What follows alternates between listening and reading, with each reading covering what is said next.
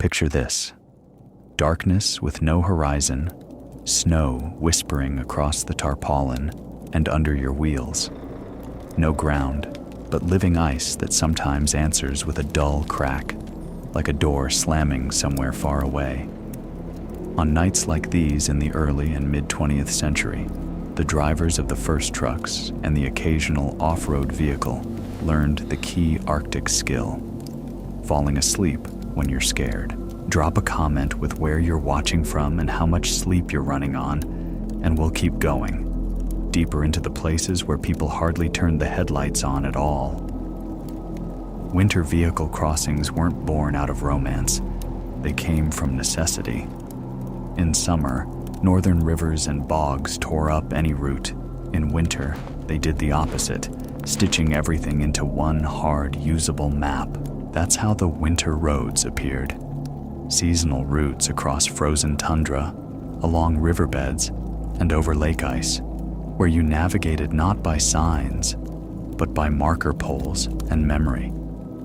And the farther you got from people, the quieter it became outside, while every little sound inside the truck grew louder. The most famous lesson in driving on ice came from Lake Ladoga during the siege of Leningrad. In 1941, a route began to be laid across the lake's ice, what would later be called the Road of Life. By official counts, that first blockade winter saw hundreds of thousands of tons of cargo delivered to the city and hundreds of thousands of people evacuated, all under shelling and in brutal cold. But behind those numbers is something else: how the night drivers actually slept, and why sleep was almost as hard a test as the road itself. A night run on ice rarely ended in anything like normal rest. A driver stopped wherever conditions allowed, sometimes right in the middle of that white emptiness, with the nearest shore dozens of kilometers away, and the only warmth coming from the engine. No trees, no walls, just snowdrifts that could bury a vehicle in a matter of hours. And if a city night has its own sounds, out here you could hear the metal cooling down, and for some reason that got under your skin even more than the cold. Sleep happened in the cab, often without undressing.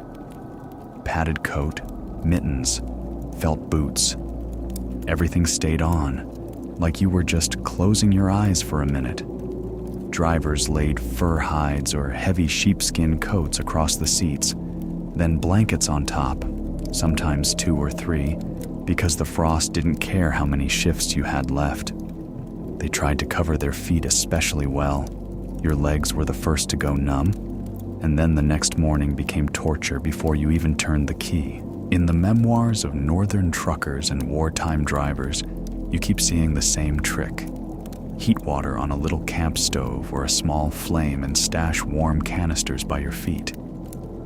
The heat didn't last long, but it gave a rare illusion of home, like there was a real stove nearby, not a bottomless night. But half an hour later, maybe an hour at most, the cold would find the gaps again, in the door seals, in the floor joints, even in your own breath that instantly dried out your throat. Sleep on ice came in fragments. Doze off, wake up, listen. Sometimes you weren't jolted awake by shellfire or wind, but by a new tone in the cracking as the ice shifted under temperature swings and weight.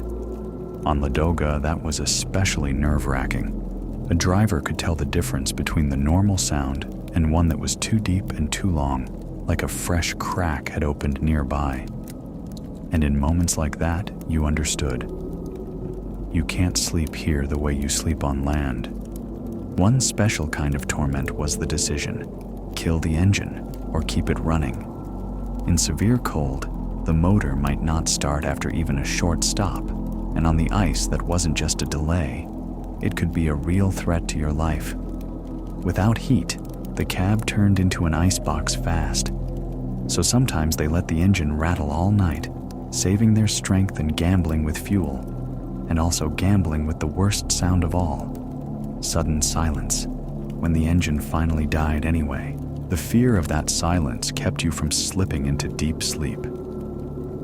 The same logic kept people on their feet far from the front lines too, on northern routes built in the 1930s and 1940s across the far north.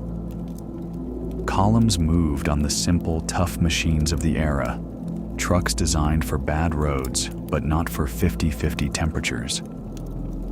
Drivers learned to insulate everything they could, cover the radiator, seal the cracks, treat oil like medicine. And even then, night after night, you had to choose between freezing and the risk of killing the engine for good. On those winter roads, rest often looked the same. Park the truck, nose into the wind so it doesn't get drifted in as badly. Check that snow hasn't clogged the exhaust. Then wedge yourself sideways as far as the cab allows. Somewhere nearby, 2 or 3 more vehicles might be standing in the dark, but the space between them felt huge, and even footsteps sounded alien, like they didn't belong. Distance wasn't measured in kilometers, but in rescue time. Even if a settlement was only 200 kilometers away, you couldn't walk there. By mid-century, builders of North American winter roads knew this experience well too. For example, during work on the Alaska Highway in World War II, when cold and wind could make a camp feel temporary and sleep feel short. They slept more often in tents and barracks. But on field runs and equipment transfers, there were nights in steel, when the cab became your only room. And in any country on Earth, the thought sounded the same. The main thing is to wake up and get the engine started. Sometimes you were saved by little things that seem almost funny today. An extra felt insole, newspaper stuffed under your jacket, a mug of sweet tea before you shut your eyes. Sugar gave the body quick calories, and for a few minutes you felt warmer, like someone turned the heat up. But the moment you relaxed, the cold came back, making you roll over, pull the blanket tighter, draw your knees up again to keep even a little warmth, and so it went in circles until the night slowly began to brighten. Sleep in a vehicle has its own sound, the faint creak of the seat, fabric rustling, breathing that fades and then suddenly sharpens when you dream you're falling. On the ice, there was one more layer, rare but clear sighs from the surface, when somewhere far away, the ice split and pressed together again. Later, some said it was those sounds that taught discipline. Wake up, check your direction, listen to the engine, judge the wind, and only then try to sleep again. And still, people slept, not because it was comfortable, but because there was no other way. Sleep on those nights was like brief halts on a long march, not rest, but a reboot, so your hands wouldn't shake on the wheel. A driver might doze for 20 minutes, then step outside, walk around the truck, knock on a tire as if that could keep reality in place, and climb back into the cab. Sometimes your only pillow was your own arm, and for some reason, that sticks in your memory more than any victorious report. If you listen to these stories today, what stands out isn't heroics, but the everyday precision. Fur on the seat, blankets layered thick, warm water by your feet, an engine idling, fear of silence, and the crack of ice as an alarm clock. That was survival school on wheels, and out of it grew whole systems of northern hauling and winter roads. And in the next part, we'll move closer to the thinnest point of all, the moment a convoy had to decide whether the ice was safe to go out on right now, or whether it was better to wait out one more night. Ice almost never looks dangerous, and that's exactly why it's so frightening. A flat white sheet, a soft dusting of snow, like the road is already finished and just waiting for your wheels. But experienced drivers and engineers in the early and mid-20th century knew the hardest part wasn't driving. It was deciding to go. Because under that silence, there's water. And more than once, a convoy would stand still, warming their hands on mugs while someone went ahead with an auger, while the night, meanwhile, crept closer without a sound. On major winter routes, from Ladoga to Siberian rivers, before heading onto the ice, they did what we'd now call a surface check. Drill test holes, measure thickness, listen to how the sheet responded. A passenger car and a loaded truck needed very different strength. And in ice crossing practice, you often saw rules of thumb like 15-20 centimeter, 15-20 centimeter for light loads, and around 30-40 centimeters to 30-40 centimeter or more for heavier vehicles. But the deciding factor wasn't the number, it was the quality of the ice. Sometimes it looked thick enough, but after a thaw, it turned needle-like, and you could feel that with your feet before any instrument confirmed it. During the blockade years on Ladoga, that knowledge became a matter of the city's survival. The route across the ice was constantly shifted, closed, reopened, because wind swept snow away, changed how the surface froze, and artillery and bombing left open water and fresh cracks. Trucks were spaced out to avoid creating an extra wave of load, and stopping on the route was considered dangerous. A heavy weight sitting still presses on the ice differently than one that's moving. But when a vehicle broke down, there was only one option: spend the night right there, with your heart never fully stopping its listening. In the far north of the USSR, where winter roads over frozen rivers became seasonal arteries, drivers got used to a strange geography. In summer, the riverbed was a barrier. In winter, it was a highway. On the Kolyma, and in regions where organizations like Dalstroy operated from the early 1930s, trucks ran over river ice and tundra. And an overnight stop often happened not by plan, but by reality. Blizzard drifted over track, a snapped chain, a punctured radiator. In places like that, getting to people might be not just far, but impossible until morning, and that changed what sleep even felt like. Waiting before going out onto the ice was often the coldest part of the day, because your body was already exhausted, but you still couldn't move. People shuffled around the vehicles, checked straps, tightened fasteners, listened to the engine holding an uneven idle, and guarded fuel like a reserve supply of breathing. In moments like that, it hit especially hard. If you make the wrong call today, you won't spend the night on the route. You'll spend it at some random point in a white void. And when the signal finally came that it was safe, your chest tightened not with relief, but with responsibility. The ice also lies with sound. Sometimes it's silent, and that feels like a good sign. Other times it crackles so casually, like it's just cooling, and you gradually stop reacting. But then there was a different kind of crack, long, with a low hum that seemed to run under the truck and roll forward ahead of you. In driver's memories, those moments were described without drama. It didn't feel good, and that was enough to make their hands clamp the wheel harder. After a sound like that, even a short stop to rest turned into bargaining with your own anxiety. An overnight on the ice almost always began the same way, trying to turn the cab into a room, at least for a few hours. The windows iced over from the inside with frosty patterns. Your breath thickened, and every gap started blowing like someone had widened it on purpose. The seats became a makeshift bed. Fur, canvas, quilted jackets, anything went, just to keep your body off cold metal. And the more comfortable you managed to get, the stronger the temptation became to keep your eyes closed.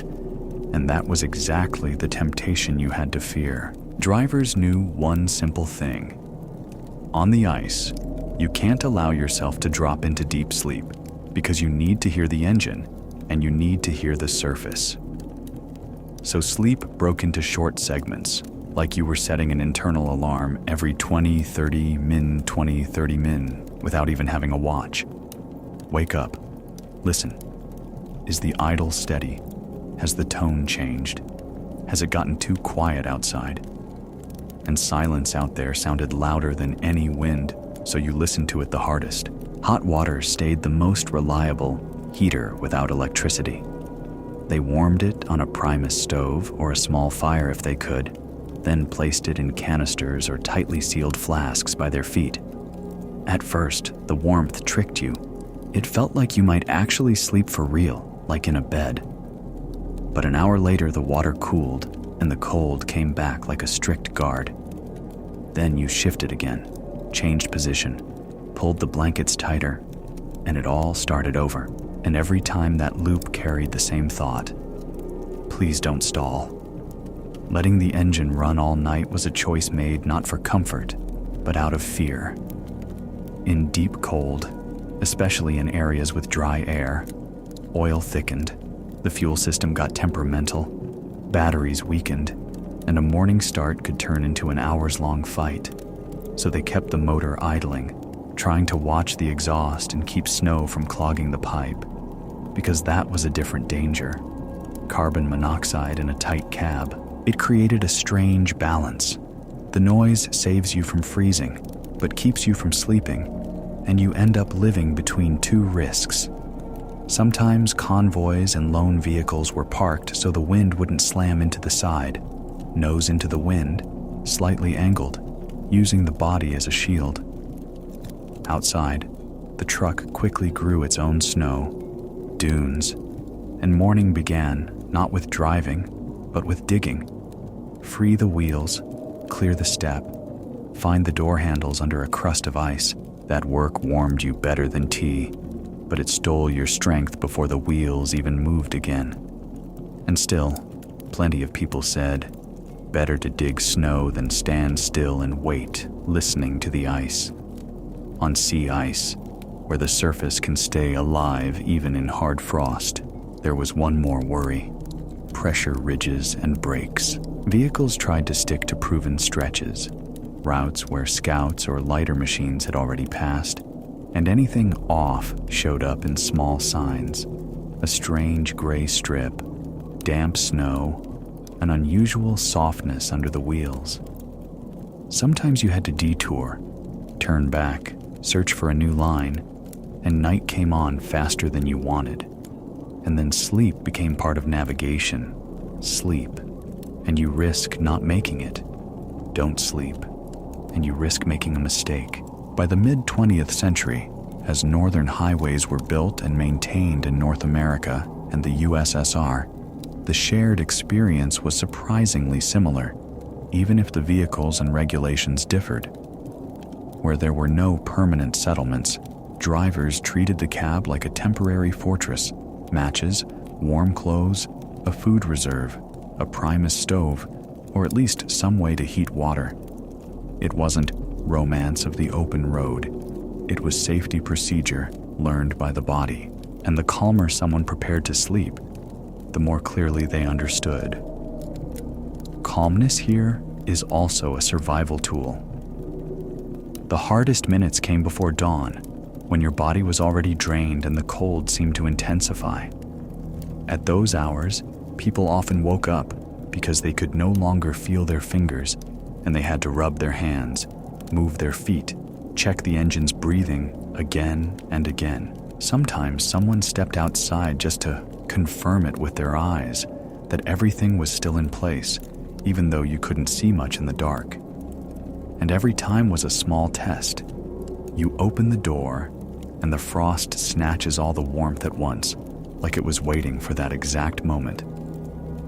There were nights when nothing helped, neither fur nor blankets nor hot water by your feet. Then the driver slept in jolts, and every wake-up started with the same question: where am I?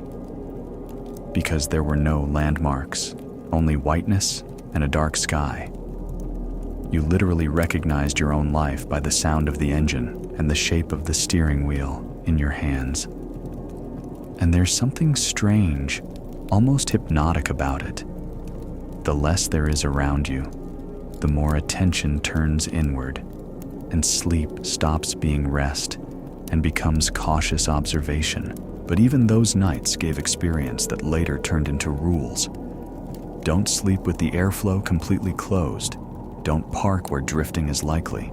Don't cut corners on dry clothing. Don't trust pretty ice after a thaw. Those rules weren't born in offices.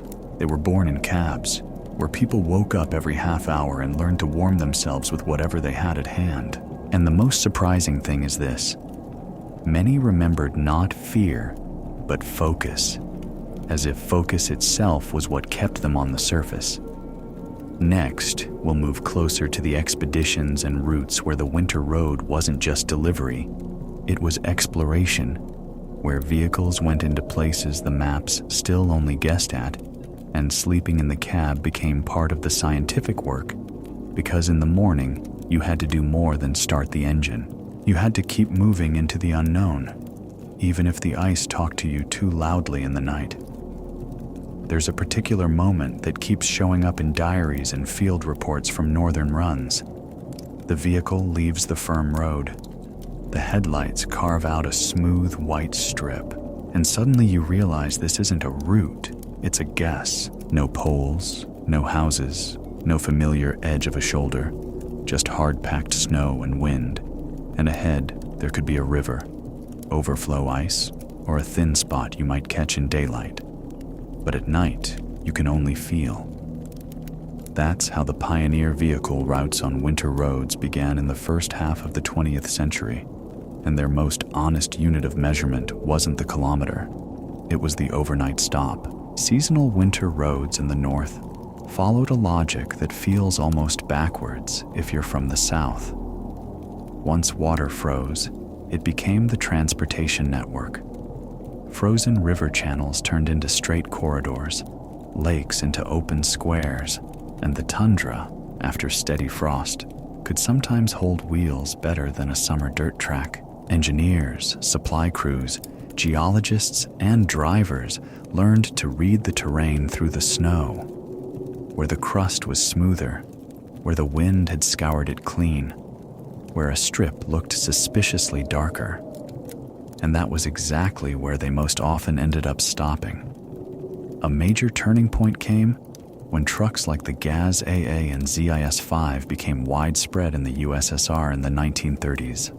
Simple, fixable, and absolutely not Arctic in terms of comfort.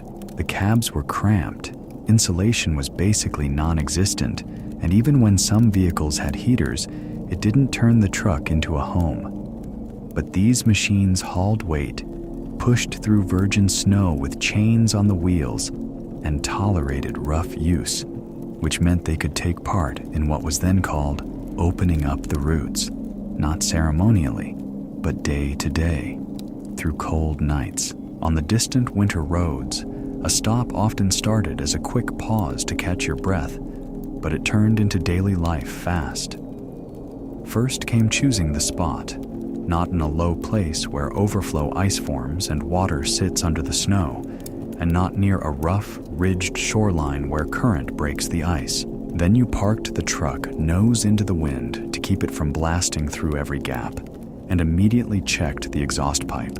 Snow could bury it so quickly that an hour later, the engine would already start choking. Only after that did you allow yourself to think about sleep, and out here, sleep was always a very short-term agreement. In mid-century expeditions and working convoys, one more difference appeared.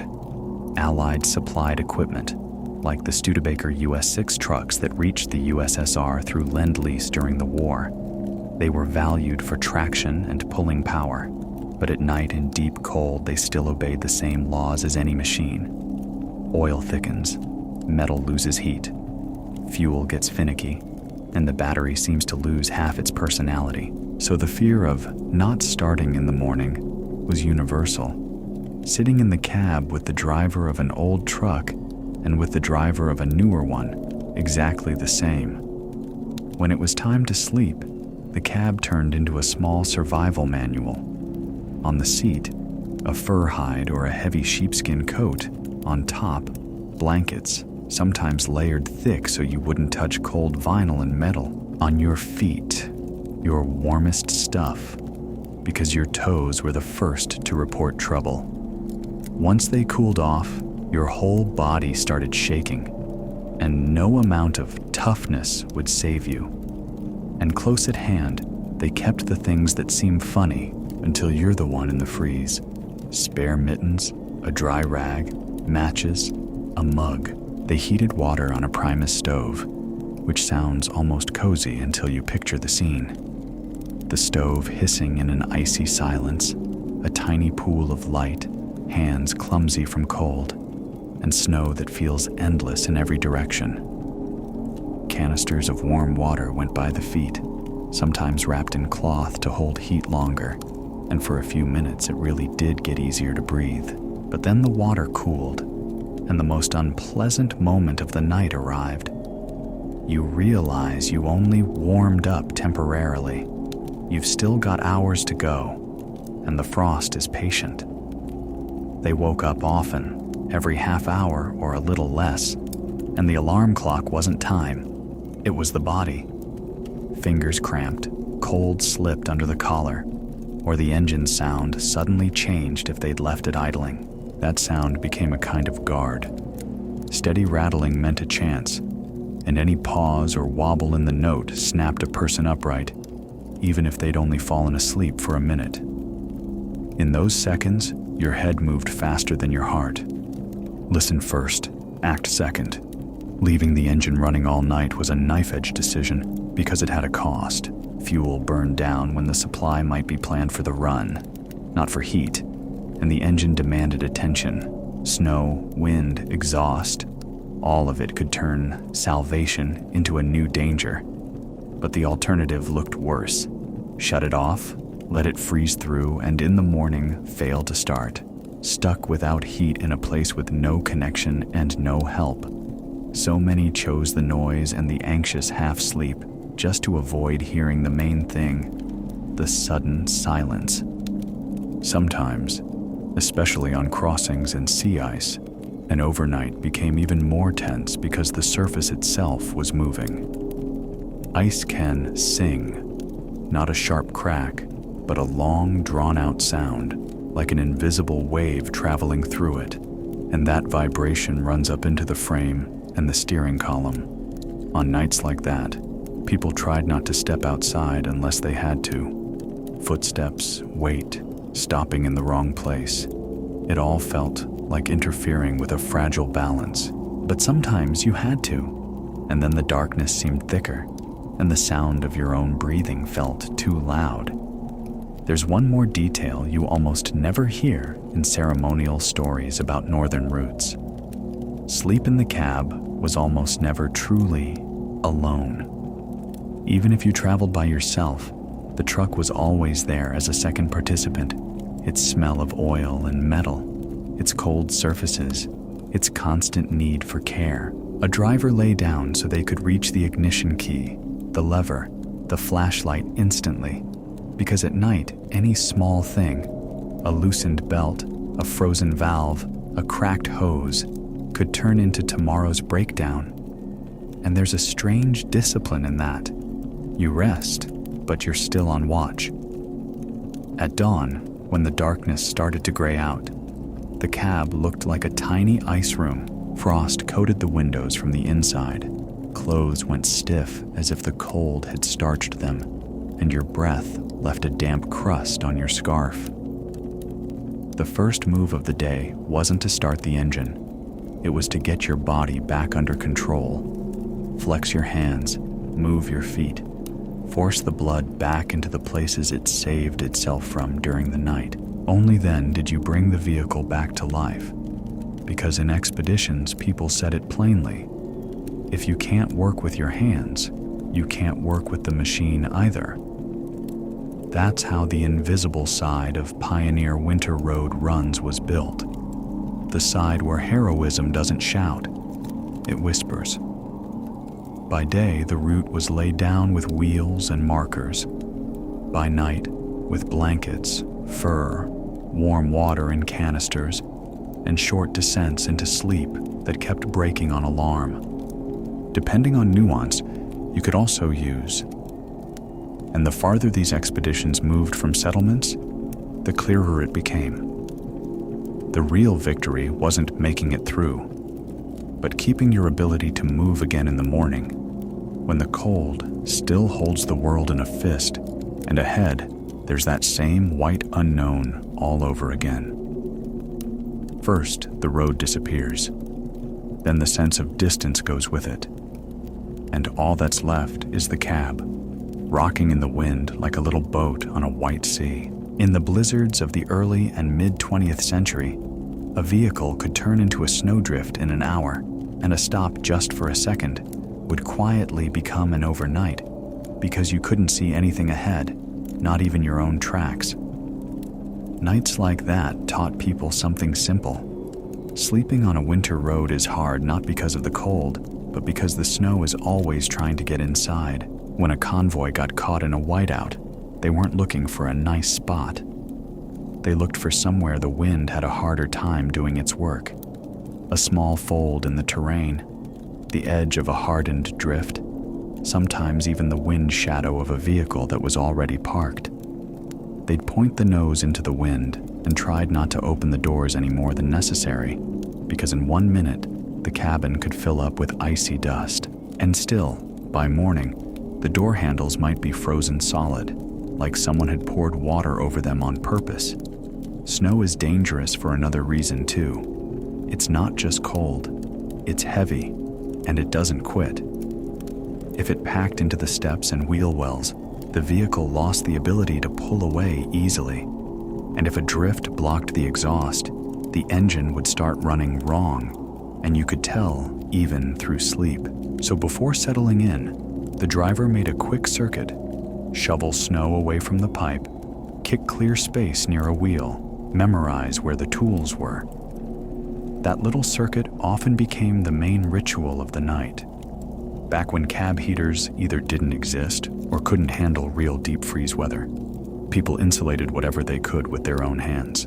They covered the radiator with a flap or any scrap of fabric, stuffed rags into the door gaps, and threw anything under their feet just to separate the body from bare metal, canvas, burlap, old clothes. The poorer your insulation, the more discipline mattered. Don't lose anything. Don't get anything wet, because wet in that kind of cold turns into ice. When the storm intensified, a weirdly paradoxical problem showed up.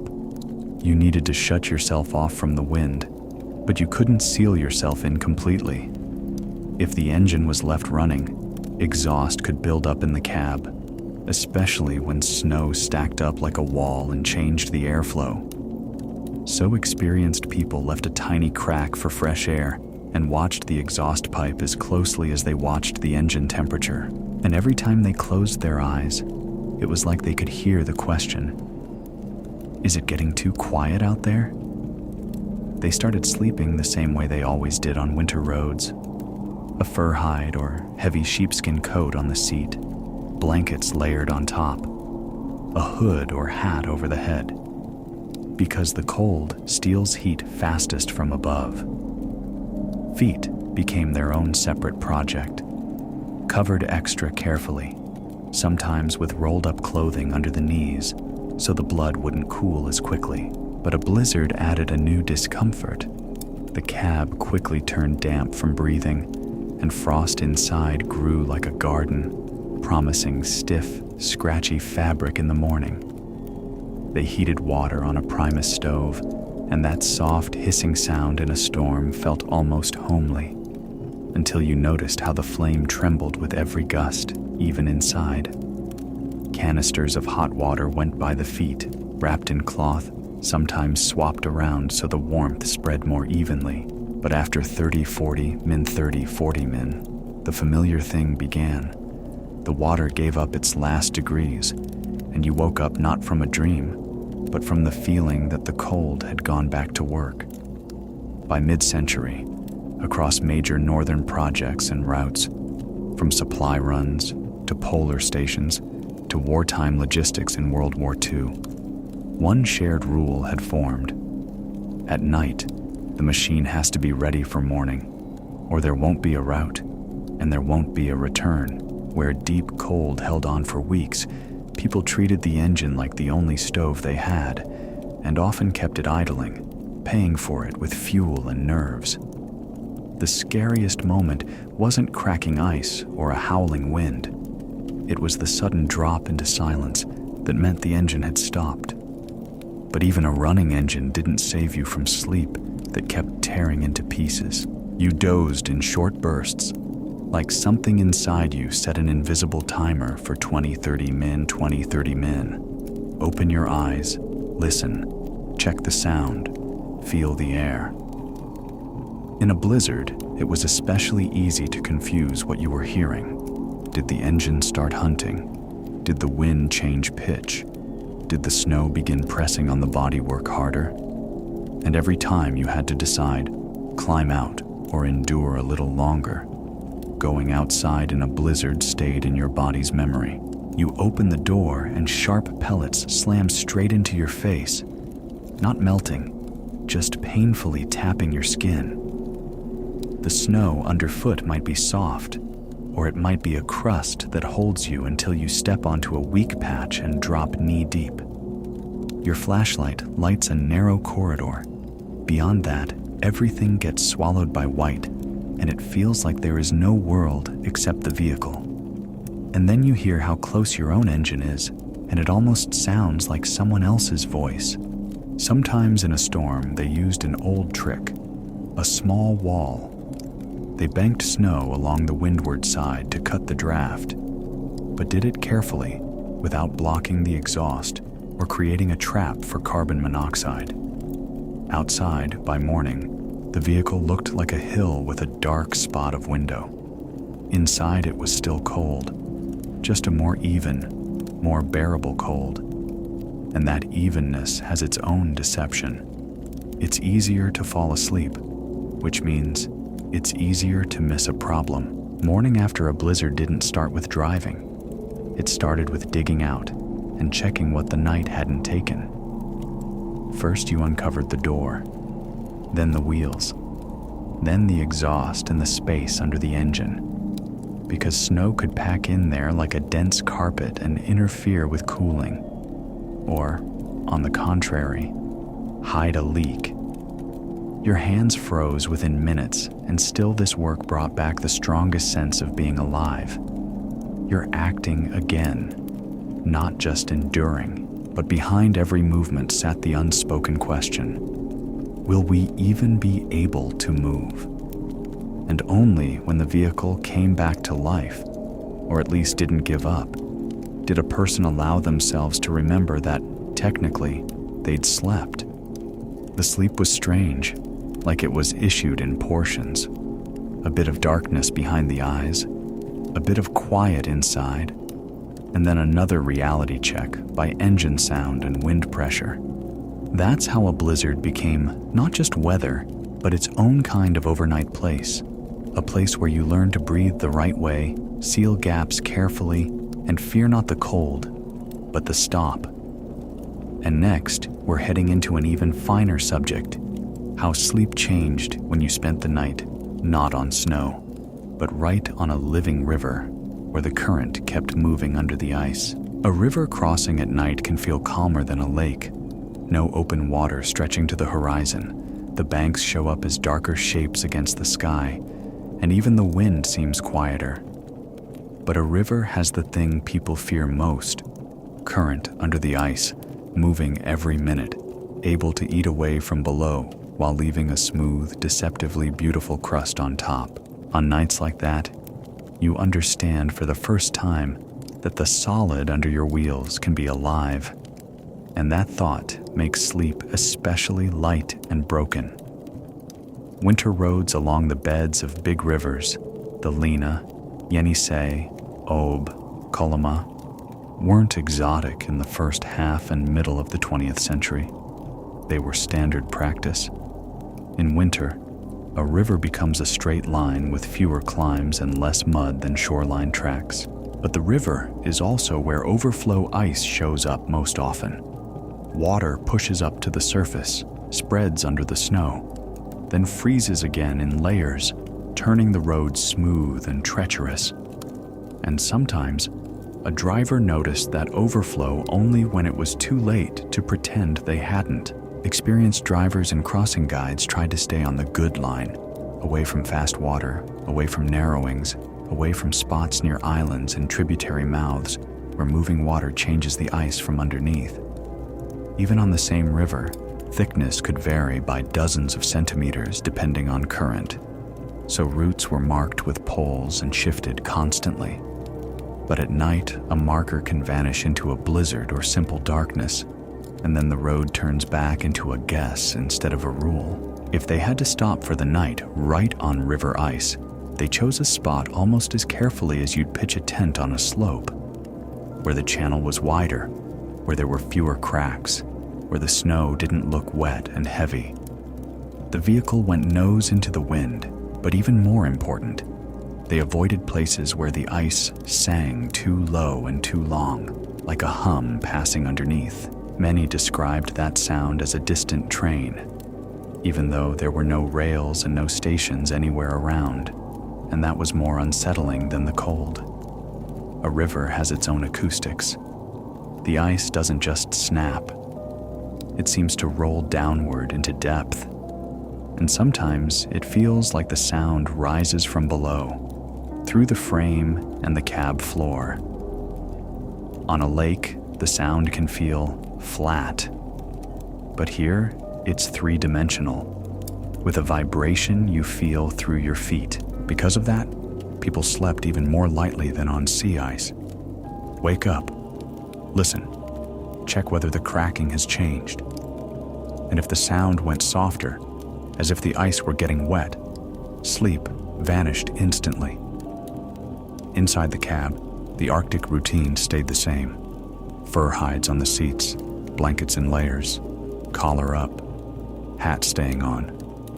Feet were covered extra carefully and almost always warmed with something real. Hot water in a canister or flask, heated on a primus stove. A warm canister at your feet bought you a short break, and that break was dangerous because it made your sleep deeper, which meant less alert. Out there, a primus stove wasn't a convenience.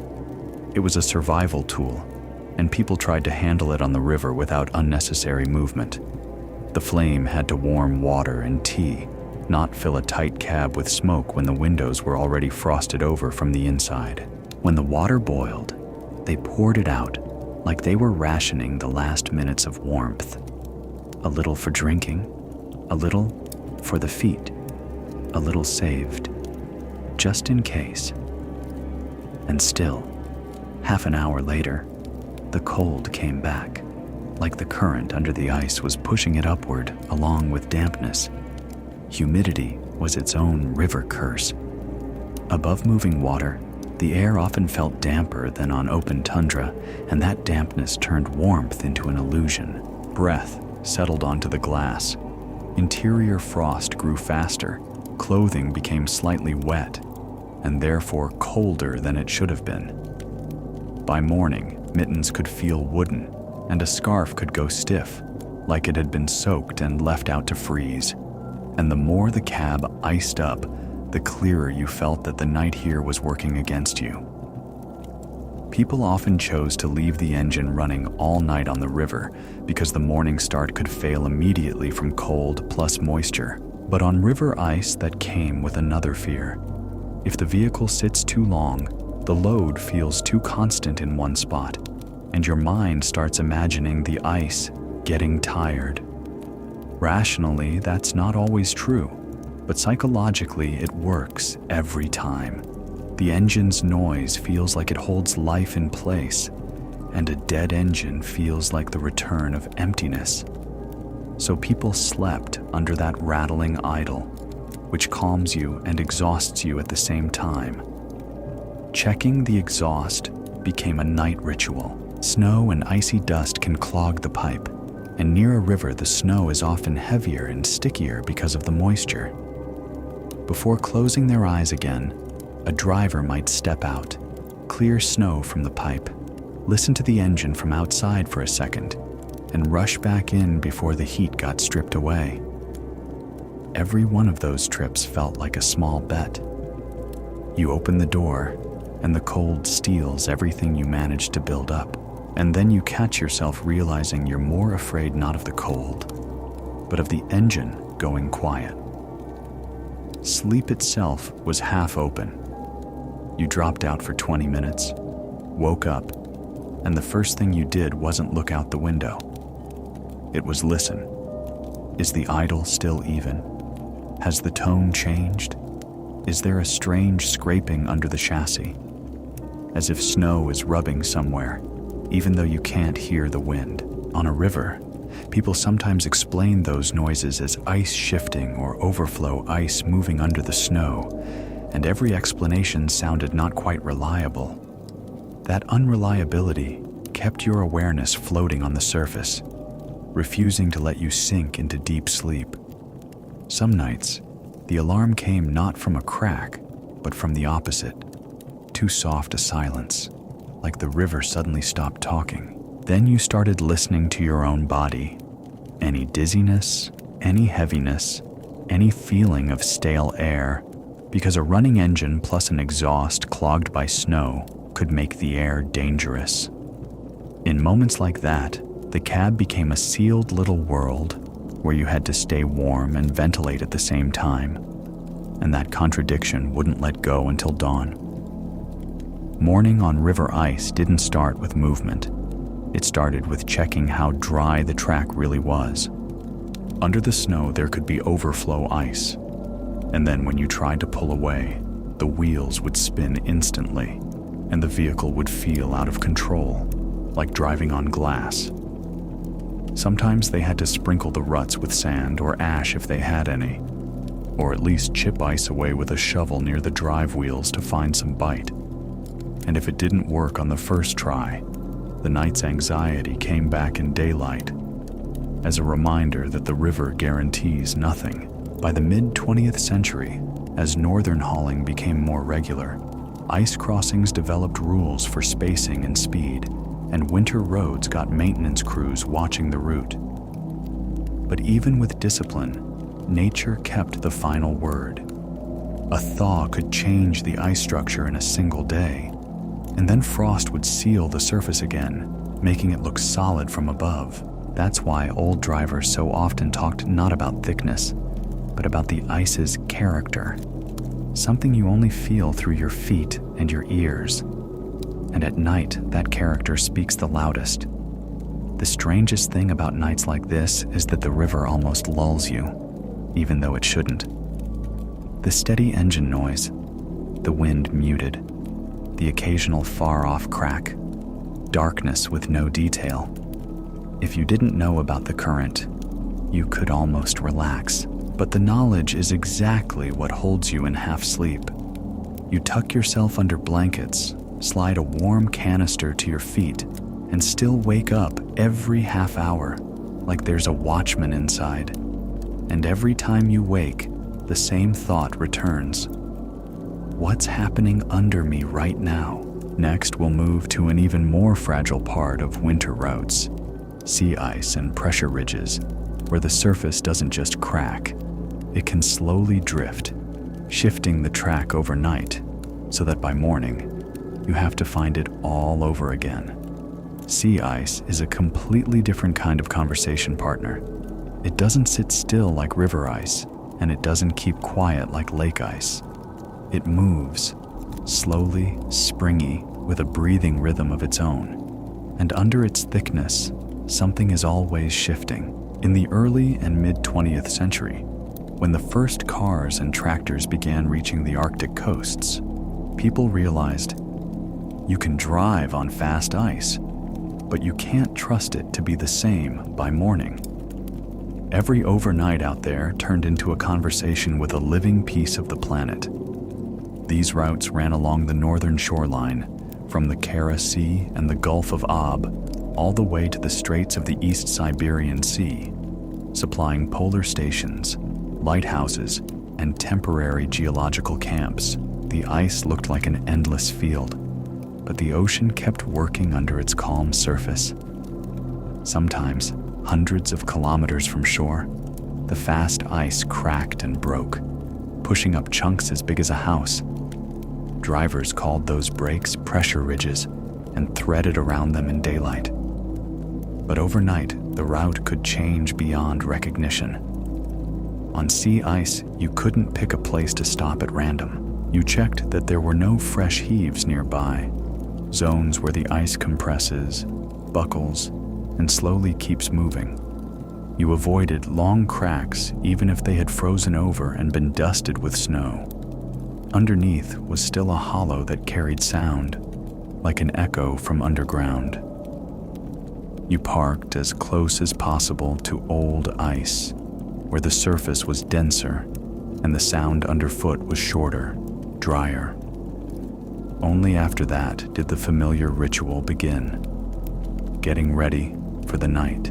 Preparing to sleep on the sea looked like doing what you did on a river, only more carefully. Fur on the seat, several blankets, hot water in canisters, and a mandatory exhaust check. People rarely lit a primus stove in a cramped cab because ventilation was limited, and any spark or carbon monoxide was a real risk.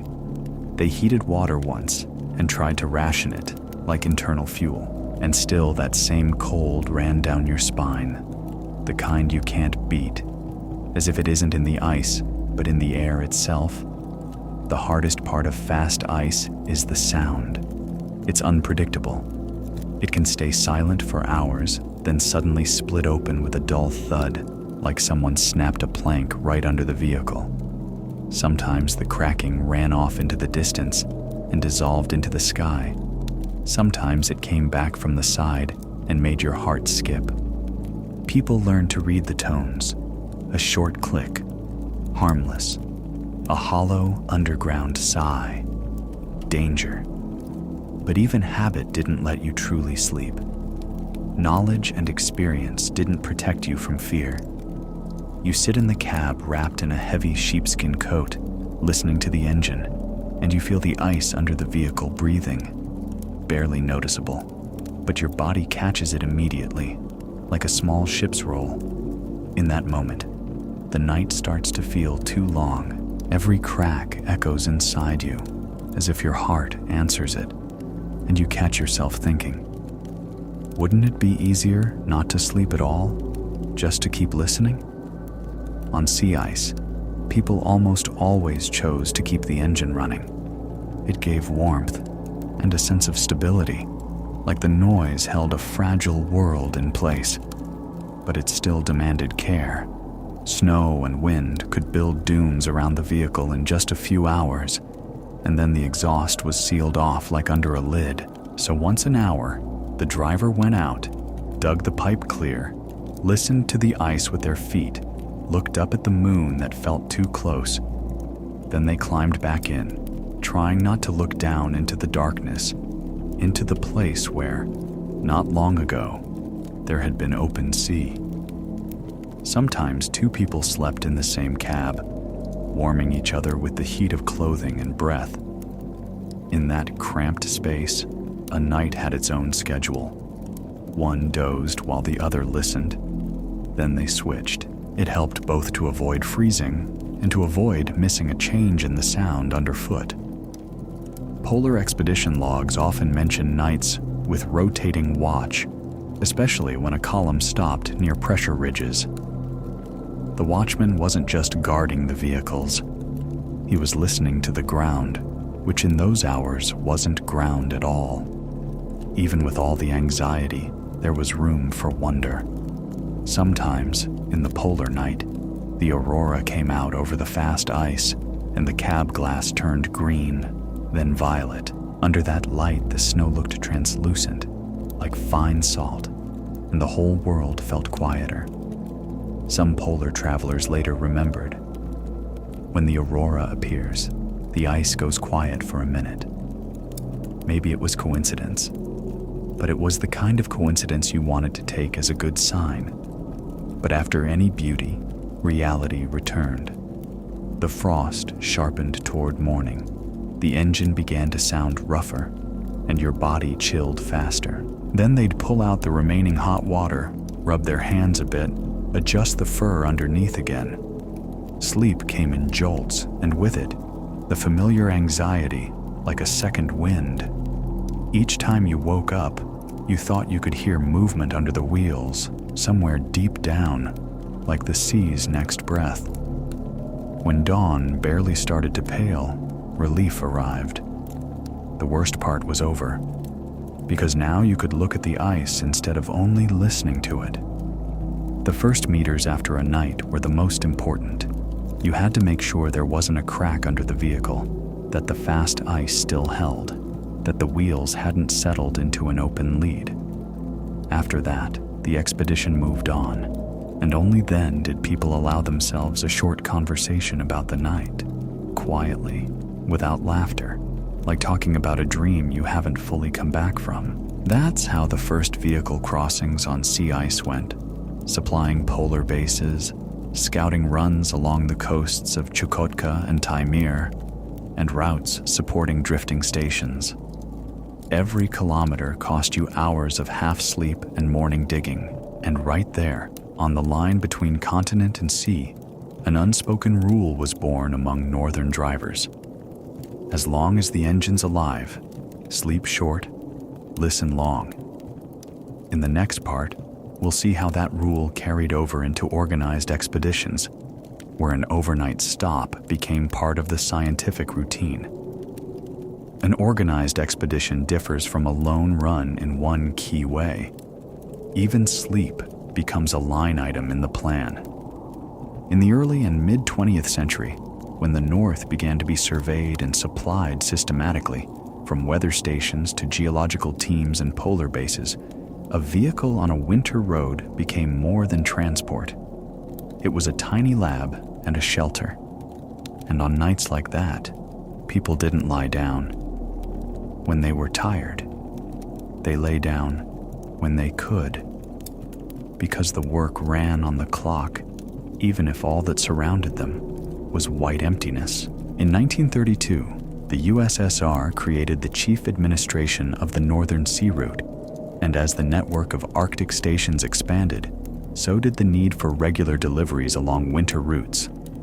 Where summer logistics could lean on waterways, winter had to rely on ice and wheels.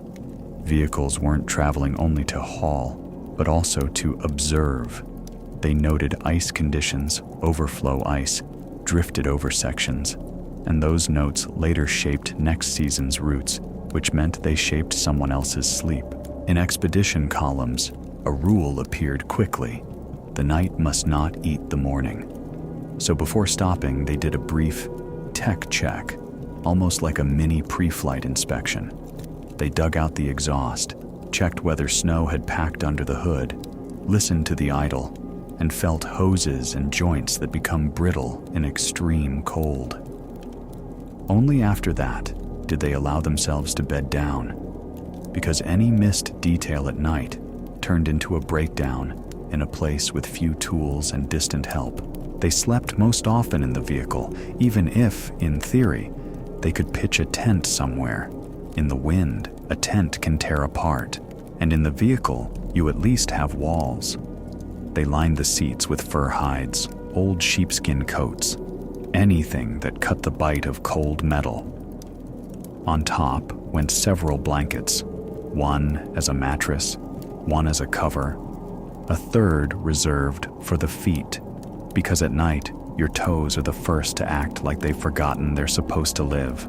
And everyone tried to position themselves so they could sit up and act instantly if the engine note changed. Expeditions almost always introduced watches, and that changed what sleep even was. While one person tried to doze, another kept an ear turned outward, tracking the engine, the wind, the way the ice cracked, the way the crust creaked under the chassis. Then they swapped. But even the one who was sleeping was really just dozing, waking every half hour, checking the engine's breathing, peering at the frost on the window as if the patterns could forecast the weather. It didn't fully cure exhaustion, but it preserved the one thing that mattered: the chance not to miss trouble. Hot water was the expedition's main trick, because it warmed you and kept daily life possible at the same time. They heated it on a primus stove and poured it into canisters. One went by the feet. Another was saved for warming hands.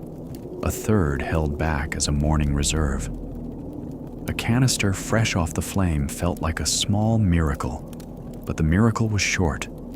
The heat drained away, and you woke up cold again, pulling the blanket higher, hunting for the one position where the draft hit least. And every time it felt like you'd only just started falling asleep, when it was already time to be alert again. For scientific teams, everyday fears sat under another responsibility: keeping the rhythm of observations and communications. Radio schedules were often fixed, and if the group was on the route, someone had to get on the air, even at night. To make that possible, they tried to keep batteries and equipment warm, sometimes wrapping them like a child, because the cold eats battery capacity, and without radio, the expedition goes blind. So in the middle of that white silence, someone might wake not to ice cracking, but to time for the radio, and it could feel almost unreal. Sometimes they left the engine running all night, especially in hard frost, because the morning start might not happen otherwise. But a running engine isn't just warmth, it's constant tension. Is the exhaust getting buried? Has the sound changed? Is the cab getting stuffy? Expedition crews knew the risk of carbon monoxide in a sealed space, so even in the cold, they kept a minimal airflow and watched themselves, not trusting habit alone. And still, the fear of stalling in the middle of a white desert sat in the mind so firmly, it kept you from falling into deep sleep. Outside, the vehicle changed overnight like a living thing. It got buried, scoured by wind, and in places the crust licked it into an ice glaze by morning. If the night was spent on a river or on fast ice, you got sounds you never forget. Long sighs of ice, a rare low rumble like a train passing somewhere under you. In moments like that, people pulled their knees tighter as if they could make themselves lighter, and checked again. Was the engine still running evenly? And the calmer the engine sounded, the more unsettling the silence around it felt. Organized routes had another feature too. They left traces not only as tire ruts, but as practices. Winter roads were marked with poles, dangerous spots were noted, and sometimes temporary posts were set up where you could warm up or get help. But between those points still lay hundreds of kilometers of emptiness, and out there the expedition became small and vulnerable again. Then a night in the cab felt like a temporary base, where your only infrastructure was blankets, a primus stove, and discipline. Morning began with digging out, and with getting feeling back into your body. They freed the doors, the exhaust, the wheels, sometimes whole fenders, because snow can cement a vehicle into the landscape like it belongs there. Hands went numb fast, so movements were economical. First what you need to start and roll, then everything else. And if the engine did start without a fight, it felt like passing an exam.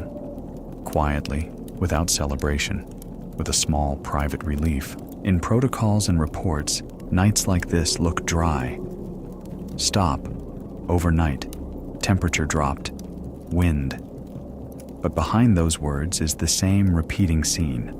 Fur on the seat, blankets stacked, hot water by your feet, and waking every half hour because cold and anxiety won't let you disappear. Expedition life taught a strange rule. Sleep not when it's comfortable, but when it increases your odds of coming back. That's why sleep on winter roads became part of the history of the North's development, no less than the kilometers themselves. In the next part, we'll come to a moment many people remembered most vividly. What happened when an expedition woke up and realized the night had changed the route? Marker poles buried, a crack moved, and sea ice or river ice had shifted the road sideways, so you had to find the way again as if yesterday never happened. Sometimes the most unsettling part didn't start at night, but in the morning. You wake up, scrape the frost off the glass, look ahead, and realize yesterday's road is gone. The ruts have been erased into a smooth sheet. The marker poles have disappeared under wind-packed drifts, and the white plain looks like no one has ever driven across it. In the north of the early and mid-20th century, mornings like that were considered normal, but you never really get used to them. Because when the road vanishes, your sense of safety vanishes with it, and it clings to you in a nasty way. In a night blizzard, snow works like an eraser. It wipes out tire tracks, makes hollows and rises look identical, seals the borders between ice and shore. A convoy might remember the heading by compass, but a compass won't tell you where overflow ice lies under the snow, where a fresh crack opened, or where the ice is thin over moving current. So morning began with a pause, not from laziness, but from necessity.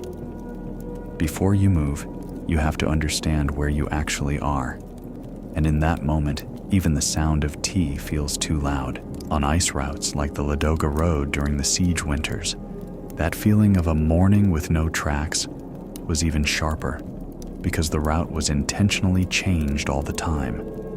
They shifted it because of cracks, open water, shelling, changes in ice thickness, and snowdrifts, and a driver could reach a point where vehicles had passed yesterday, only to find it closed today.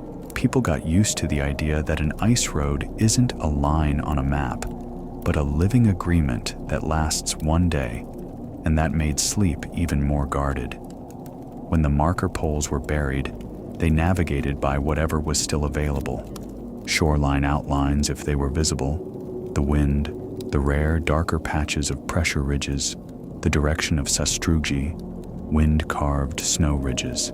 Those ridges are shaped by the prevailing wind, and experienced drivers read them like hints, but hints didn't replace checking the ice. At night, sastrugi can look the same, and in the morning you discover they've turned you by a few degrees, and that angle later turns into extra kilometers, which is oddly unsettling. The first step outside after an overnight looked almost the same everywhere. Open the door and feel the cold instantly steal the warmth you built up through the night. Your boots sink into loose snow. The shovel rings at first and then bogs down, and you're digging out not the vehicle, but the ability to keep living on schedule. Sometimes the snow drifted so heavily that you had to clear the exhaust pipe before you could even judge whether the engine was idling cleanly, and that order of actions became a reflex, as if it had been stitched into the body in advance. If the engine had been left idling overnight, the first morning check was whether snow had choked it and whether the exhaust smell had changed. Too bluish and heavy an exhaust could mean mixture trouble, and in deep cold, any small problem grows fast. But if the engine died during the night, morning began with a fight, warming it, nursing it, protecting the batteries, sometimes trying to thin the oil with whatever residual heat the engine still had. And one thought kept repeating. You didn't sleep because you were afraid it would stall. Now the fear is real, and it bites harder than any crack in the ice. Even when the engine started, the main problem remained, finding the line to move along. On ice or tundra, you can't just drive straight ahead. You can run into overflow ice, a fresh crack, a pressure ridge zone, or a place where water is hiding under the snow. That's why mornings often sent scouts out in front, on foot, on skis, sometimes with an auger or an ice chisel to test the ice point by point. It slowed the convoy down but kept it alive, and waiting by the vehicles felt strangely like the same half-sleep, only awake. And that wears you down in an unexpected way. In those pauses, people felt especially clearly how little rest they'd actually gotten at night. Fur hides on the seats, layers of blankets, hot canisters by the feet. Those things kept you from freezing, but they didn't give you deep sleep because every half hour you had to wake up and listen to the engine. When it ran evenly, it was easier, but the noise never let you go. When they shut it off, the silence became a threat. So, in the morning, while waiting for the scout signal, many caught themselves wanting to close their eyes for just a minute and immediately forbade themselves because a minute can turn into dangerous forgetfulness. If the night had been spent on river ice, the morning worry gained one more layer. The current could do its work in just a few hours. A crack that had been off to the side yesterday might open wider, and a place that had looked reliable could become suspicious because of overflow under the snow. People watched color, a grayish strip, damp snow, an unfamiliar softness underfoot. Each was a signal, and the more signals there were, the stronger the feeling became that you hadn't slept on a road at all, but on someone's moving palm, and that won't let you relax. On sea ice, morning could bring an even stranger surprise. The fast ice and fields could slowly shift, and what had been a flat square yesterday might now sit closer to pressure ridges or a fresh crack. Visually, everything looked almost the same, but the sound underfoot changed, and that sound was something people knew how to read. Sometimes you had to detour, circle around, hunt for old ice, and in moments like that, you understood exactly why you couldn't sleep at night. Your body seemed to know in advance that in the morning, you'd have to renegotiate the route all over again, as if yesterday never happened. When the trail was lost, they returned to simple ways of staying in control. Set the heading by compass, cross-check with shoreline landmarks, count travel time, and try not to trust the ruts alone. A basic odometer in extreme cold and constant shaking could be wrong, wheels slipped, and kilometers stopped matching your gut. So rhythm became crucial. How long you drove, how long you stood, where the last reliable sign was, where you heard a suspicious crack. That dry, boring bookkeeping of the road was, in reality, a way to stay alive, and the whole night's half-sleep fed into it, tying night and morning into one chain. Gradually, many winter routes developed maintenance elements, extra markers, control points, places where you could warm up or get help, but between them, there were still long, empty stretches. And out there, a morning after an overnight became a small expedition reset. Check the people, check the machines, confirm the direction, judge the weather. If the wind strengthened, the decision could be harsh, stand and wait, even if it meant another night in the cab.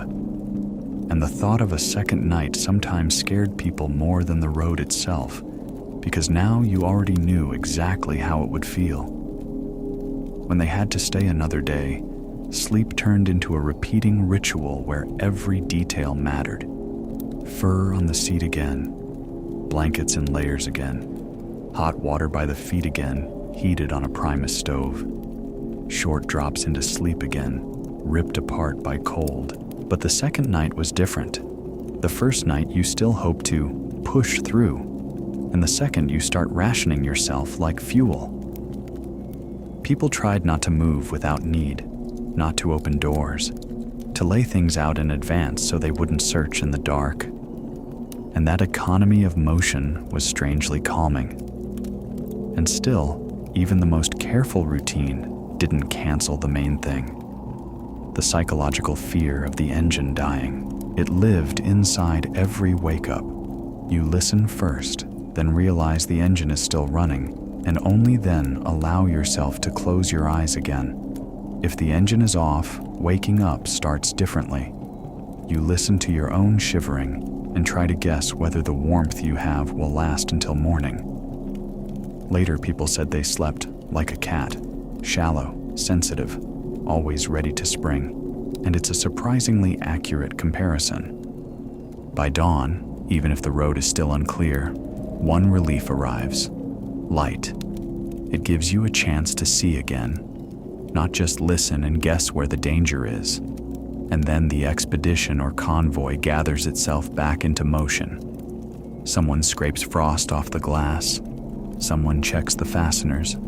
Someone heats the last bit of water for the canister that will ride by their feet like a small portable hearth. Everything looks routine, almost calm. But that calm hides the memory of the night.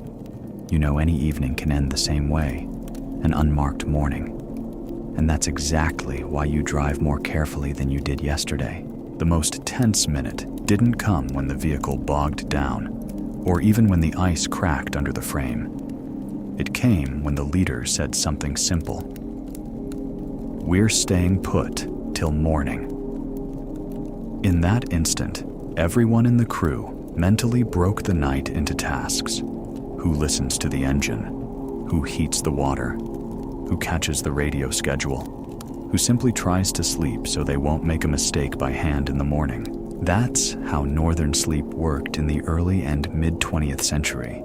By roles, by duties, as if each person had their own private temperature inside the same cab. The driver slept worst, not because he was more tired, but because responsibility stuck to his hearing. He lay down with a knee braced against the dashboard, his hand able to find the ignition key without really opening his eyes. Fur hides on the seat, and a stack of blankets save the body, but not the mind. Any hiccup in the engine rhythm snapped him awake instantly, turning the night into a chain of short checks, like an invisible exam running in the dark. If there was a mechanic in the group, he lived inside a different kind of worry, the worry of small parts. Before sleep, he went outside more than anyone, felt hoses, checked whether snow had packed under the hood, watched the exhaust, because a clogged pipe could turn into disaster in a cramped cab. He tried to sleep in the same clothes he worked in, so he could climb back into the blizzard at night without dressing, and that readiness made his sleep especially shallow, like he was dozing on the tools. For the convoy leader or team lead, sleep was strangely formal. He didn't just need warmth. He needed to keep the route's tempo running in his head. Even under the same blankets, even with a hot canister by his feet, his thoughts kept counting. How much fuel was left? How long until first light? Where the last reliable marker was? Whether they'd have to find a new detour in the morning. He might sleep longer than others, but he woke up heavier, because night never cancels decisions, and that feeling clung to the dawn. The radio operator, in a properly organized expedition, often had the most fractured schedule. Radio checks were set by the clock, and the cold quickly ate battery power, and even the confidence that the set would turn on, so the equipment was treated like something alive. The operator might doze for 20 minutes, then sit up, warm his hands with his breath, go on the air, and lie down again, only to hear the silence afterward with extra sharpness, as if the world were hanging by the faint crackle in his headphones. But even on a simple haul, without a radio network, roles divided themselves. Someone took charge of the primus stove, because hot water was almost the only heat you could truly control. They warmed it, poured it, tightened the lids as hard as possible, and placed the canisters by their feet like small stoves. Someone else kept a shovel and a hatchet within reach, so they wouldn't have to hunt for them in the dark if the exhaust started drifting in or a door froze shut. And there's a quiet hook in this routine. The better everything is prepared before sleep, the better your odds of sleeping at all. Sometimes two people slept in the same cab, and then you got a rare luxury, the warmth of another person nearby. Breathing felt easier, until the next problem showed up. The windows frosted over faster from the inside, the air got heavier, and you had to leave a tiny gap so you wouldn't suffocate, even if it pulled cold through it. It sounds simple, but at night it became a constant decision. endure the draft or risk that stuffy warmth, and that decision changed the sleep every hour. If the vehicle was parked on river ice or on fast ice, duties became even stricter. The driver listened to the engine's tone. The mechanic listened to the ice's tone. Yes, that's exactly how they described it. You could hear the ice through your feet and through the bodywork. The watchman went outside, quickly cleared snow from the exhaust, came back in, and sat in silence for a moment just to catch the difference between normal cracking and the kind that sounded too deep. And almost always the hook was the same. The scariest thing isn't the crack, it's the sudden quiet. Keeping the engine running all night happened more often than anyone wanted, and almost always the driver made that call. He knew a morning start in extreme cold might simply fail, especially if the oil had thickened and the battery had gone weak, and then the cab would stop being a shelter. But a running engine demanded payment. Fuel drained away. The noise kept you from sinking into sleep, and fear of fumes forced you to ventilate and keep checking the exhaust. So at night, you warm yourself with the very thing that steals your rest, and that contradiction didn't let go until dawn. In those conditions, blankets weren't just an item, they were a system. One went on the seat over the fur so your body didn't touch icy seams. A second covered you from above. A third was dedicated to the feet, sometimes wrapped separately around calves because toes and shins froze first. A hat or hood stayed on your head, a scarf on your neck, only for that scarf to turn stiff with frost by morning. Every layer had a purpose. If you have to spring up at night, you need to move immediately without untangling yourself, and that is harder than it sounds. Hot water in the canisters was a short holiday that always ended the same way. You've just heated it on the primus, set it by your feet, and it feels like this time you might sleep like at home. Then half an hour passes, the warmth drains out, the cold creeps back toward your knees, and you wake up on cue, as if an internal timer fired. The worst part is waking not because something dangerous happened, but because the body simply can't endure anymore. And there's no way to switch that alarm off. Outside, the night also worked by rolls, just without people. The wind piled dunes around the wheels, trying to make the vehicle part of the landscape, and on the ice, new hairline cracks could appear, nearly invisible under snow dust. If they were stopped on a crossing, the surface might sigh, long and low. And that sound made anyone, even the most exhausted, lift their head. Near the sea, there was another rustle, like ice shifting somewhere far away, and the thought alone made sleep even more cautious. The morning showed how everyone had slept, even without words. The driver usually moved right away, as if he'd been ready all night, wiped the glass, listened to the engine, tested the pedal. The mechanic reached first for the hood and the shovel, because snow could bury what mattered, and any lost time was dangerous. The leader watched the sky and the wind, deciding whether they'd move at all, and the radio operator checked the instruments as if they could measure how hard the night had been. In each person's motions, you could see how many times they'd woken up. There were nights when someone in the crew barely got cold, not because they were lucky, but because they didn't sleep at all. They sat with their shoulder against the door and simply stood watch, sometimes warming their hands on a mug, sometimes listening to both ice and engine. From the outside, it looked like toughness. On the inside, it was pure calculated survival. If one person doesn't sleep, two others can scrape together at least some strength. And the strange catch is that the most alert person in the morning can be the most dangerous.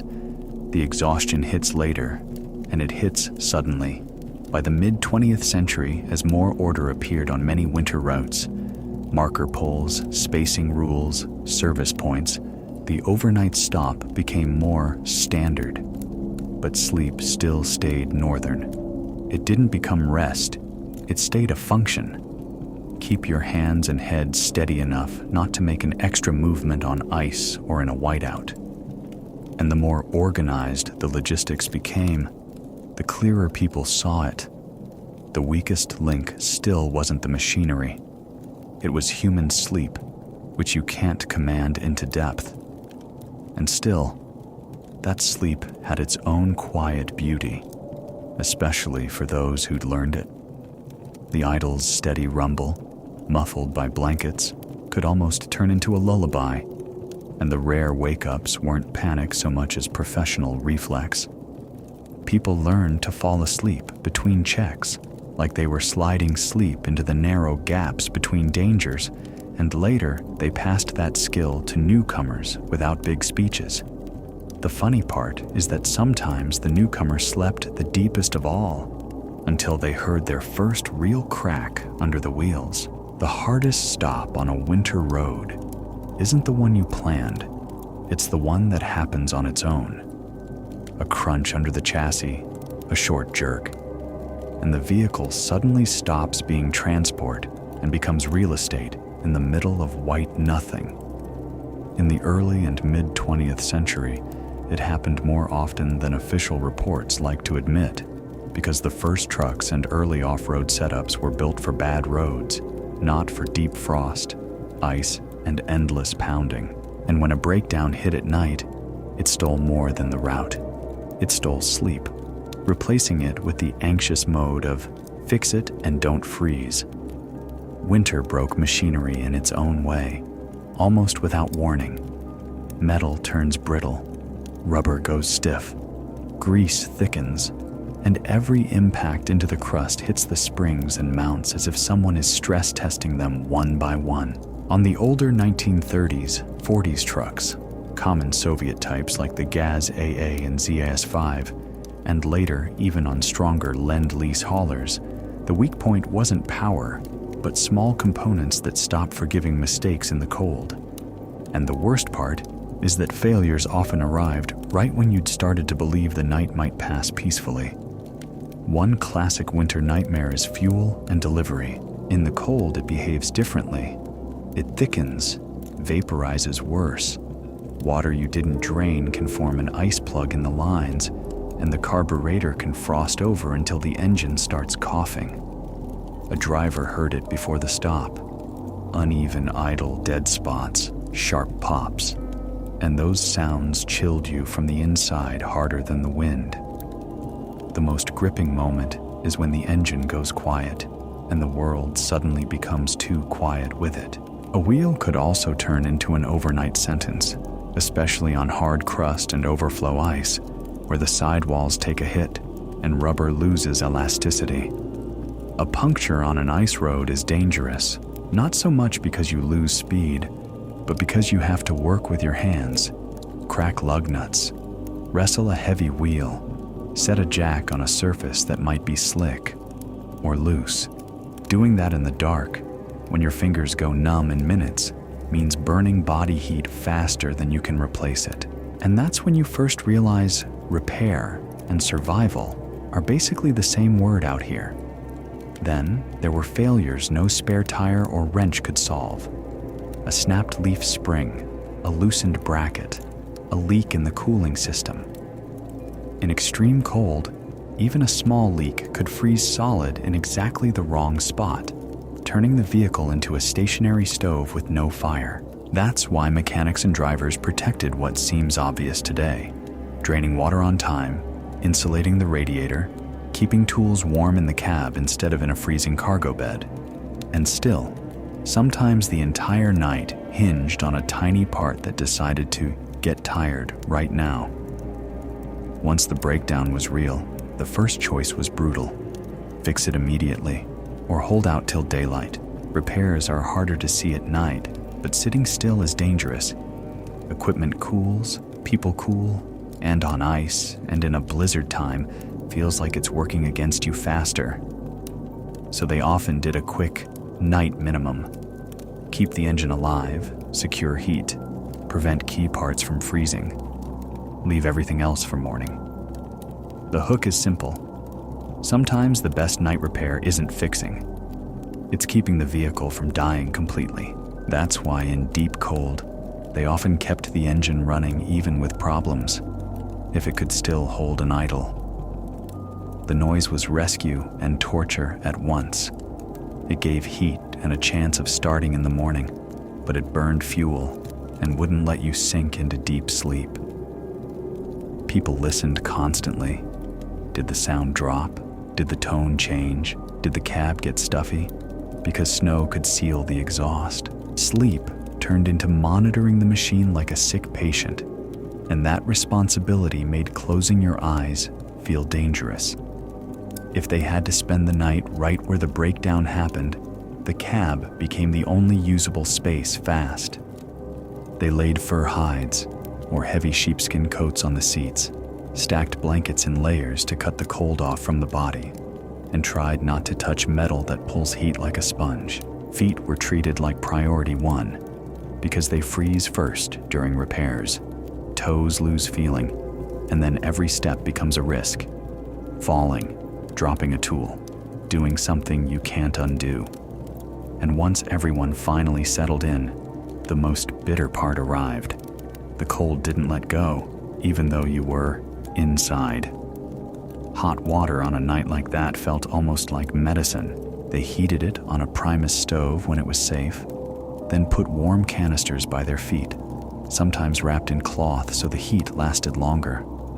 For a few minutes, it got easier, like a stove had appeared in the cab. And that's exactly when sleep tried to take over. Deep, sweet, and dangerous. But half an hour later, the water cooled, and you woke up again, sharp and angry, like an invisible hand had shaken you by the shoulder. They woke often, almost on the body's schedule. Every 20 or 30 minutes, someone would sit up and move a bit to push blood into the fingers. Someone else just shifted, pulled the blanket tighter, and listened again. If the engine was running, you listened to the engine. If it was shut off, you listened to the silence, and that silence could press harder than any wind. The nastiest hook of the night is realizing you're not afraid of the cold itself. You're afraid that in the morning, there won't be any way to get warm at all. Sometimes, repairs forced you outside even in the middle of the night. And those were the shortest, most unforgettable episodes. You open the door, and the cold immediately takes back everything you'd built up, like the cab was alone and the night just came to collect. A flashlight cuts out a small circle. Wrenches shine too bright. The snow looks like glass, and your gloved hands turn clumsy, like they belong to someone else. In those seconds, you don't dream of warmth. You dream of simplicity, that the nut will just come loose on the first try. On ice, there was another layer of fear. Standing still for too long means listening to the surface. Even if the failure is only the vehicle, the crackle of ice can remind you that the spot isn't ideal, and then the repair turns into a race against time. On sea ice or near pressure ridges, it felt even sharper because the ice could move and the cracks could redraw themselves overnight. People tried to place the vehicle on older ice, but breakdowns rarely happen where it's convenient, and that mismatch burns itself into memory. In organized mid-century convoys, discipline helped. Watches, task splitting, a minimal night set of actions. One person monitors the engine and exhaust. Another heats water and manages the primus. A third keeps tools and a flashlight ready so no one has to dig through darkness. That order saved energy, but it didn't create comfort. People still slept fully dressed, in hats, under multiple blankets, and still woke up from the cold. The hook is that discipline doesn't make the night softer. It just raises the odds that morning arrives in working condition. Morning after a breakdown began before sunrise, because you had to use every degree that light and movement could give. First, warm your hands, then judge what you can realistically fix without destroying parts for good, and only then try to move. In deep cold, small things decide everything. Did you keep tools warm? Did fasteners freeze solid? Did the brakes seize? Did your rags turn into boards of ice? And the strangest moment is this. Sometimes the machine starts, but you realize you still haven't started yourself, and you have to catch up with your own exhaustion. These nights rarely made it into the beautiful legends. Even though they built the real history of winter routes, they taught people what reserve means, how to pack, why a primus stove and hot water aren't luxury gear, but part of the road. People learned to sleep not until morning, but until the next check, and that later became a professional skill, like holding the wheel on glare ice. And next, we'll move into the final, quietest subject, how these nights changed people on the inside, and why, after coming home, many kept waking every half hour for a long time, as if they were still listening to the engine. Sometimes the strangest part of a northern road starts after you've already come back. A warm room, a bed that doesn't move, silence outside the window, and you still jolt awake like someone just killed the engine. In the memoirs of winter road drivers and northern expedition crews from the mid-20th century, it shows up again and again. The body keeps living by the rules of the white emptiness, where sleep isn't measured in hours, but in the gap between check-ins. And the calmer everything is around you, the louder that inner alertness becomes, like a faint rustle under frost. On a winter road, sleep is rarely a true dive. It's almost always a surface-level skill. You fall asleep fully dressed, on a fur hide, under a stack of blankets, with a warm canister by your feet. And you still wake up every 20 or 30 minutes, because cold and the fear of the engine dying work like a mechanical alarm clock. That habit locks in fast. The brain learns not to let go of control all the way, even with your eyes shut. And then, the same habit quietly moves with you into a city night, and it catches you off guard. A lot of people wrote that after those trips they couldn't sleep in complete silence for a long time. Out there, silence is almost always dangerous. If the engine ran all night, its steady rattling meant life, and a sudden pause meant freezing and being stuck. So at home, some felt calmer when something hummed evenly nearby. A stove, a radiator, even faint street noise. Not because they loved noise, but because noise replaced the one familiar signal. It's still running. There's another kind of memory too, the physical one. In extreme cold, you learn to sleep without sharp movements, because any shift opens a gap for the cold. The blanket slips, the collar opens, your feet get exposed, and you wake up instantly. That builds a careful way of sleeping. Fewer turns, knees tucked in, searching for the position where warmth lasts longest. At home it looks strange. The bed is soft, but your body still curls up as if there are snowdrifts around you, and you only notice it toward morning. The pre-sleep rituals born in the cab stick especially hard. Before closing his eyes, a driver checked the exhaust, listened to the idle, tested the air for stuffiness, hid the flashlight and matches so he could find them in total darkness. Those moves weren't habits, they were insurance, and they became almost meditative. Order calmed you more than tea. Back home, some people kept arranging things around the bed, as if they might have to spring up and repair something in the night. And there's a quiet catch in that. Safety starts depending on order even when there's no danger. Smell holds memory with a tight grip too. Northern overnights have the same notes: oil, cold metal, damp canvas, a hint of primus smoke, a slightly sweet smell from warm water in a canister. In a warm room, those smells are gone, but the brain almost seems to search for them to figure out where it is. And then one random detail, the scent of kerosene, wet wool, a warmed-up engine outside, can make sleep choppy again, like it was on the ice, and it hits without warning. By mid-century, even as northern hauling became more regular and winter roads more organized, the everyday reality didn't disappear. Yes, there were spacing rules, marked routes, service points, more reliable vehicles and heaters, but the night still stayed northern. The cold didn't care how modern the equipment was. So for people who worked season after season, sleep became something else entirely. Not a pleasure, but a resource you had to extract, and that mindset stayed with them even on vacation, where rest is supposed to be simple. Some kept the habit of warming their feet even where it was already warm.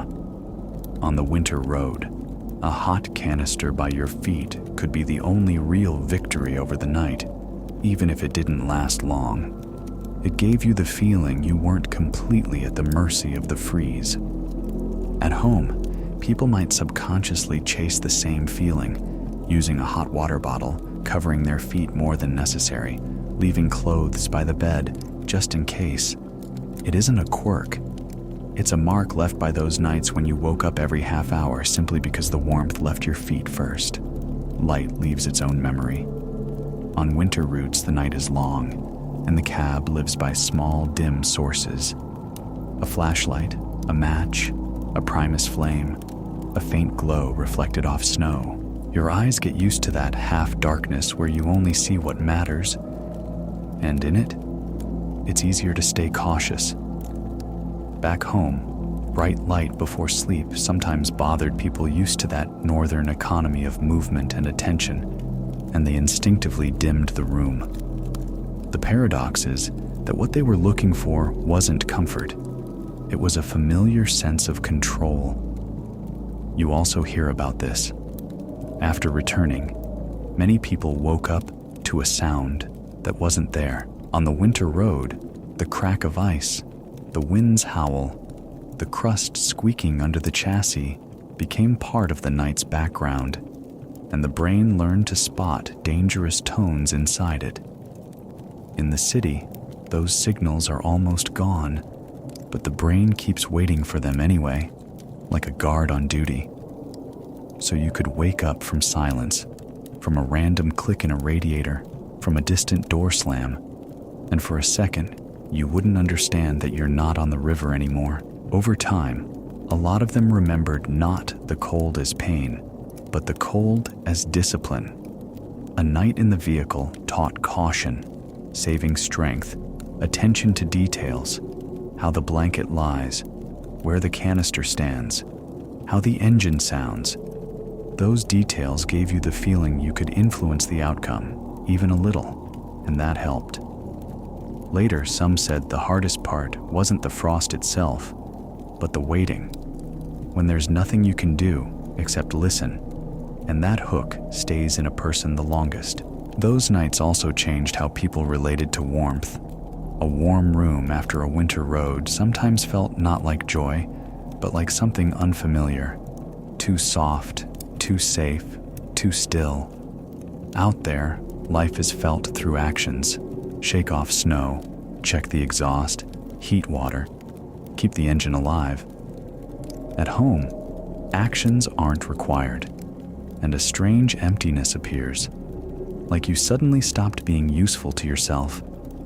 And then, sleep stops being rest and turns into a crossing you have to learn all over again. But with time, another habit arrives: gratitude for simple things.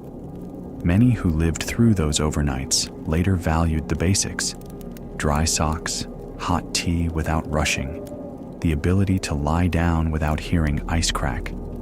It's not big words. It's quiet knowledge in the body that remembers what it's like to wake every half hour from cold and still get yourself moving in the morning. And there's a gentle strength in that knowledge. It doesn't make sleep deeper overnight, but it does, slowly, like learning to trust the world again. And still, sometimes, years later, in the nighttime quiet, a person hears that familiar, steady hum, as if an engine is running somewhere nearby. They listen, almost smiling at their inner watchman, and only then realize it's just wind in a vent or a distant truck on the road. But for that brief moment, memory drops them back where the cab was the only room. Blankets were the only walls, and a warm canister by the feet was the only real fire. And from that moment, we'll move on to the last layer of the story: how the vehicles and gear themselves changed by mid-century, and how that, slowly and gradually, made northern sleep a little less broken. Northern overnights on wheels didn't end all at once. They just slowly started getting quieter. In the first half of the 20th century, a vehicle on a winter road was a cold box where you survived on fur, blankets, and hot water by your feet. By mid-century, cabs had better designed heaters, tighter seals, a more comfortable driving position, and with that came a new kind of luxury. Sometimes you could sleep not for 20 minutes, but for a full hour straight, and it felt almost like a miracle. It wasn't only the vehicles that changed. The whole attitude toward preparing for the night changed too. Where earlier, a lot came down to improvisation, later northern crews increasingly worked off something like a checklist. Dry clothes kept separate, matches kept separate, the primus stove and cookware placed so you can reach them with one hand, shovel and hatchet always in the same spot. It looked boring, but it saved heat and time. And in extreme cold, boredom often turns out to be the best protection because it means order. Hot water in canisters didn't go anywhere, but it became part of a system instead of a last hope. They heated it in advance while their hands still worked, sealed it tight, sometimes wrapped it in cloth, and placed it by their feet so the warmth bled out more slowly. People knew your feet are the first place cold takes control, so they treated them like the most important instrument on the whole trip. And still, even with a hot canister, plenty of drivers woke every half hour because the North never fully cancels its rules. Antifreeze also spread more widely over time, and it changed the psychology of an overnight stop as much as fur and blankets ever did. When the cooling system is less likely to freeze solid, you can shut the engine off for part of the night and not panic that everything will lock up by morning. But trust in machinery comes slowly. The driver still woke up, listened to the silence, like he was testing the world for strength. The strangest part is that sometimes he woke even when there was nothing left to check, and that checking for no reason became its own kind of memory. Cold start routines became more common too, ways to warm the engine so you weren't torturing it with a dead cold start, but giving it a gentler chance to come back to life. In practice, that meant fewer morning battles and less night panic, because the crew had a clear, familiar startup ritual. Out in the white emptiness, rituals matter more than comfort. They bring back the feeling that you're running the situation instead of simply enduring it, and that feeling, for the first time, let people fall a little deeper asleep, at least sometimes. Cabs changed as well. Where it used to draft through every gap, later you got more protection from wind and powdered snow. It didn't turn the vehicle into a home, but it made the cold more even, without sudden needles of icy air into your neck. Even cold is easier to bear because it doesn't wake you with sharp stabs, which means you have a chance to drop into sleep, even briefly. But that improvement had its own catch. The quieter it got inside the cab, the clearer you heard the outside sounds. Ice cracking, snow squeaking, a distant thump from a pressure ridge. Winter road organization changed too. Where earlier, you could go hundreds of kilometers without seeing a settlement. Later, you more often had service points, marker poles, warnings at dangerous sections, sometimes even crews assigned to watch a crossing. That reduced the risk of being completely on your own, But it didn't eliminate nights on the route, especially when weather killed visibility or wrecked the schedule. Northern roads still lived by season and by wind, and every driver understood. Infrastructure helps, but it doesn't guarantee. Even on regular routes, the old scenes stayed the same. The vehicle stops in the middle of all that whiteness, and silence rises instantly, like someone put a lid over the world. The crew lays fur hides on the seats, wraps up in layers of blankets, sets hot water by their feet, and tries to sleep. And the wake-ups still come in short waves, because the body remembers you can't fully switch off out here. Every time your eyes open, you listen first. Engine, wind, ice, and only then remember you were even asleep. On sea ice and on rivers, that caution lasted the longest. Current under the ice, overflow ice under snow, pressure ridges that can creep closer overnight. None of that is cured by a new heater or a better cab. So, sleep on ice stayed the most guarded. Short dips, constant listening to the engine's tone, exhaust checks so snow wouldn't trap it into something dangerous. Even as vehicles got more reliable, the habit of listening to the ice remained, because it wasn't learned from manuals. It was learned from how the surface talks at night. In the 1950s and beyond, as vehicle fleets were updated, drivers noticed simple things. Warmer feet, less frost growing inside on the glass, a slightly smaller need to keep the engine running all night. But that slightly mattered enormously, because it reduced the biggest fear, the fear of stalling in a way you can't recover from by morning. Less fear meant fewer wake-ups, and fewer wake-ups meant steadier hands on the wheel the next day. That connection mattered. People began to see clearly that sleep quality turns directly into driving safety. With experience, overnight gear changed too. Instead of random blankets, people increasingly took items designed for cold, heavy sleeping bags, insulated pads, extra wool layers that are easier to dry and harder to soak through. But even the best sleeping bag in a cab stayed a compromise. Tight space, awkward to turn, cold metal nearby that pulls heat away. That's why fur hides stayed valued. They weren't for looks. They were a method that worked for decades. And there's a quiet oddity to it. Fur smells like life, and that smell sometimes calmed you better than warmth did. Safety discipline got sharper too, especially when the engine was left running. People understood carbon monoxide risk better, watched the exhaust more carefully, tried not to let snow cap the pipe or push gases back. That added another layer of worry to the night. But it was a useful worry because it saved lives. Crews learned how to ventilate without instantly freezing everything, and that also became part of the sleep skill. You sleep while still keeping the air around you right. And sometimes air mattered more than blankets. The biggest change came not from one improvement, but from a combination.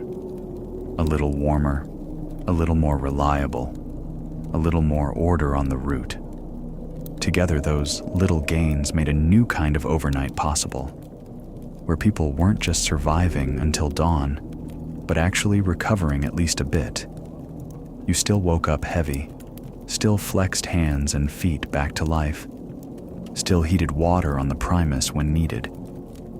But the gaps between wake-ups got longer, and in those gaps, you could finally disappear for a while in a way that used to be impossible.